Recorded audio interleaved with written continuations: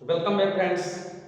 एक बार फिर से आपका दीपक पांडे इंग्लिश क्लास में बहुत बहुत स्वागत दोस्तों। कुछ भी बताने से पहले मैं ये आपसे कहना चाहूँगा कि आप प्लीज़ इस चैनल को सब्सक्राइब कर लें, क्योंकि ये जो आज का वीडियो काफ़ी ज़्यादा इंटरेस्टिंग होने वाला है।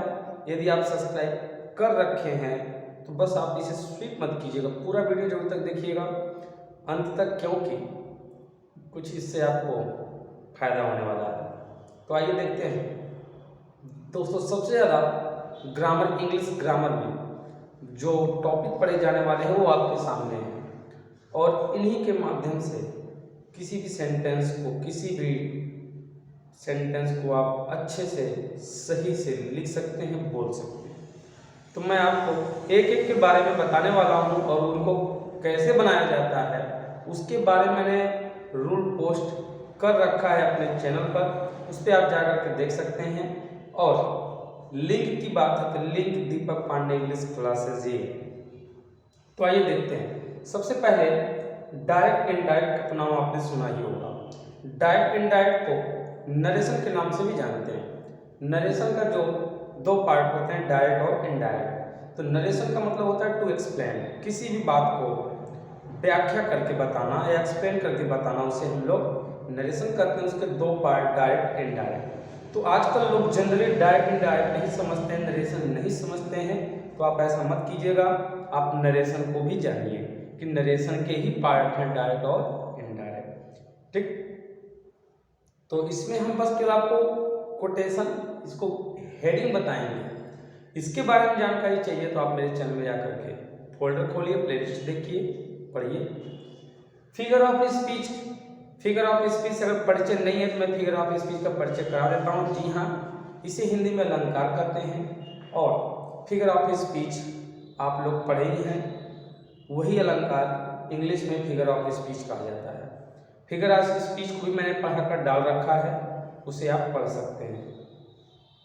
सिंथेसिस, सिंथेसिस को भी आप लोगों ने पढ़ा होगा, नहीं पढ़ा है तो मैंने अपने चैनल पे अब मैं डालने वाला हूँ, उसको आराम से पढ़िएगा। सिंथेसिस का मतलब होता है कृत्रिम रचना, मिलावट, संश्लेषण। सिंथेसिस के माध्यम से सेंटेंसों को बनाना आपको बताया जाएगा। ट्रांसफॉर्मेशन का होता है रूप परिवर्तन, यानी इसमें क्या होता है, सेंटेंस का रूप बदल जाएगा लेकिन जो अर्थ है वो सेम रहेगा। जैसे मैं कह दूं कि आप लोग अच्छे हैं, इसका एक सेंस और निकला कि आप बुरे नहीं हैं, बस रूप वही है, बस केवल अर्थ चेंज हो जाता है। सॉरी, अर्थ वही रहेगा, रूप चेंज हो जाएगा। उसके बाद सिंटैक्स, सिंटैक्स तो बहुत ही इंपॉर्टेंट रूल है। अगर आप इसको पढ़ लेते हैं तो 50% ग्रामर आपका मुट्ठी में। इसका मतलब ही होता है rules for writing correct English. अगर इंग्लिश को आपको सही करना है, सही लिखना है, तो उसके लिए आपको सिंटैक्स पढ़ना बहुत ही मस्ट है। और टेंस, टेंस तो कौन नहीं जानता है, बचपन से पढ़ा जाता है टेंस यानी काल। टेंस भी पढ़ना बहुत जरूरी है। एक्टिव पैसिव, एक्टिव पैसिव भी जानते ही हैं। टेंस पढ़ लेंगे, समझिए आप एक्टिव पढ़ लीजिए। और पैसिव मतलब होता है उसमें निष्क्रियता, किसी भी वाक्य को दो तरीके से बोला जा सकता है, तो उसको एक्टिव बोलते हैं। उसको सतर्क रहिए, उसमें कर्ता मेन होता है और पैसिव में ऑब्जेक्ट मेन होता है। तो एक्टिव पैसिव जानना, तो उसके लिए मैंने रूल पढ़ा रखा है, एग्जाम्पल्स बता रखे हैं, आप लिस्ट में जाकर देख सकते हैं। तो दोस्तों ये मेन ग्रामर के ऐसे टॉपिक हैं जिनका हर कदम पे हर जगह काम लगता है।